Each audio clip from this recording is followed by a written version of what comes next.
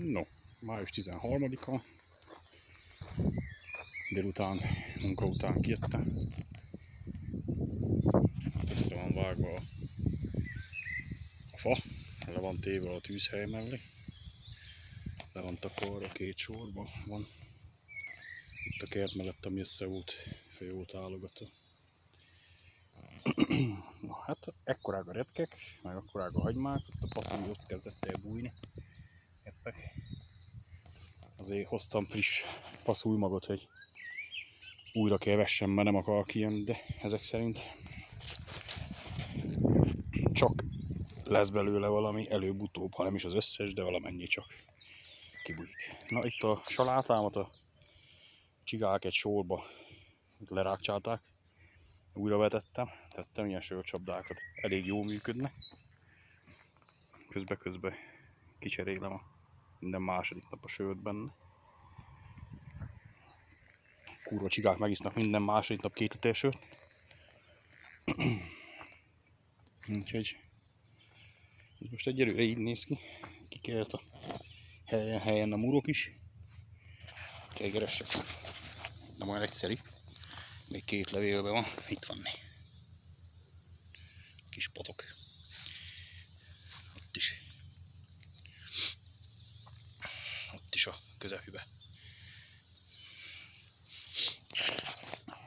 Itt pedig a petrezselyem kelt ki. A sor még olyan nagyon nem látszik, de ott a túlsó végében igen, ahol a levél petrezselyemet vetettem. Hát itt már jól látszik a sor. Ügyesen ott arra felé, és középen megint erre felé, eddig a pálcáig. És túlfelül szintén. Úgyhogy remélem, hogy itt is a karós szújka is kijön. Meglátjuk, mi lesz belőle. Ha kijön, ha nem vettem friss magot, vagy friss vetőmagot. Úgyhogy meglátjuk, hogy mi lesz. De ez azért van itt meg locsolva, mert a salátamag az acskóba, vagy az övébe, a tasakba megunta, hogy beköltözött a zsebembe. És ki kellett szedjem, aztán ide kiszórtam. Tehát meglocsoltam, ha valami kell ki belőle. Ha igen, akkor jó, ha nem, annyi volt. Úgyhogy így. Ott a komposztáló meg van telve jó rendesen. Azt is ki kell majd aztán ürítsem. Oda megcsináltam egy kisebb ilyen palettarámából egy kisebb komposztálót. Egyelőre füvet oda fogom belerakni, amennyi lesz. Le kell nyírjam a füvet közelebbről.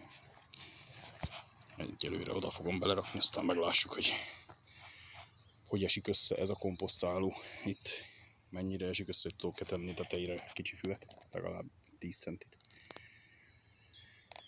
És aztán az egyelőre az lesz a füves komposztáló.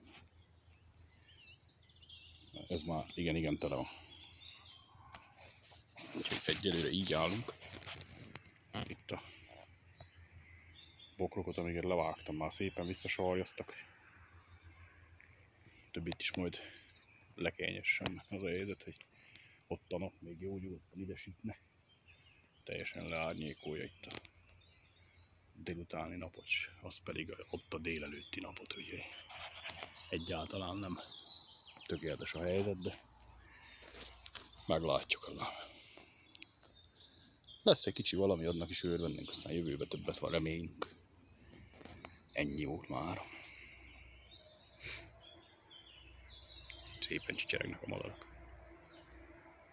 Abba a csillagba ott beleköltött egy cinege, most keltek ki a fiókák. Abba ott. Aztán meglássuk, mi lesz, mikor nagyobbak lesznek. Igen.